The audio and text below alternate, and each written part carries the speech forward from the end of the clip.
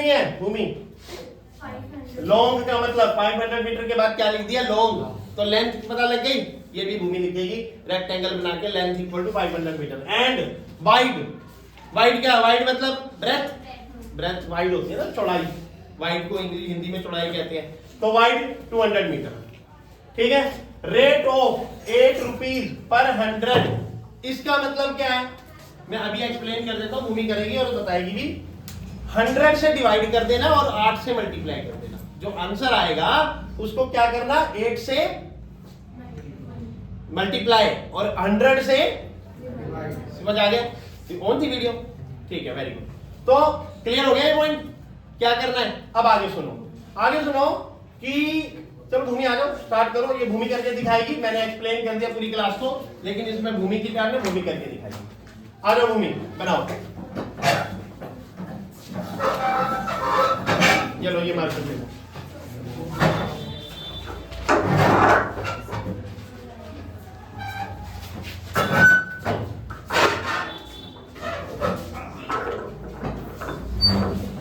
बताओ बताओ, पहले क्वेश्चन रीड करके बताओ।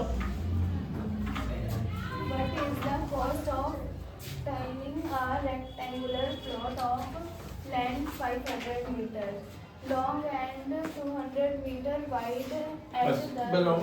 सबसे पहले क्या बनाओगे बताओ? rectangle? बनाओ। इसमें लेंथ लिखो, कहां पे है, कितनी है?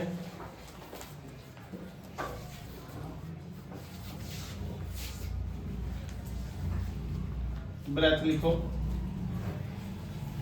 कितनी है? 200 करेक्ट। अब इसमें फाइंड क्या करोगे? पेरीमीटर या एरिया? कुछ टाइल करना है आपने, टाइलिंग करनी है, तो फर्श पे करते हैं ना टाइलिंग, तो कि चारों तरफ करते हैं? फर्श पे करते हैं, तो फर्श पे करने के लिए क्या निकालेंगे? एरिया। करेक्ट। तो लिखो area of rectangle, area of rectangle. Formula क्या होता है एरिया ऑफ रेक्टेंगल का? इक्वल टू, ये बताएगी जो कर रही है। करेक्ट। आपको लेंथ पता है, ब्रेथ भी पता है, पुट कर दो वैल्यू।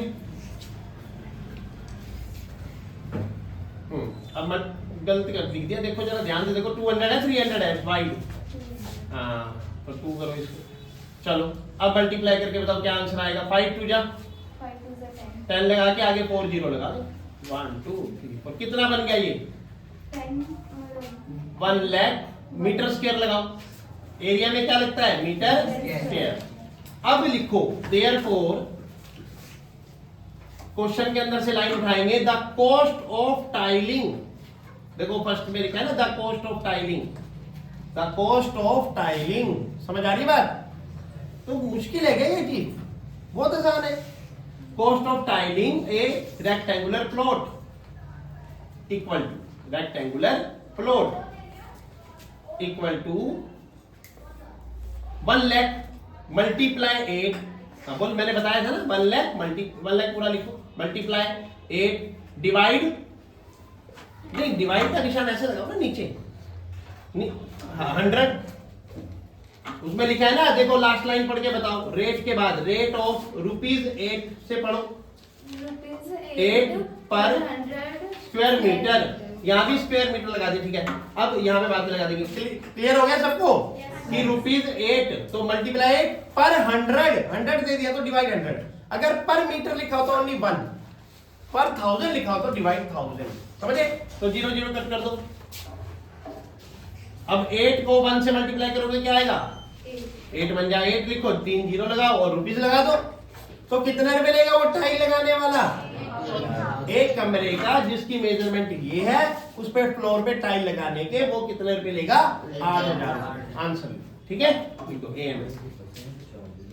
समझ आ गया सबको? ये भूमि ने किया है और अपने आप किया है और इसको अच्छे से समझ भी आ गया होगा।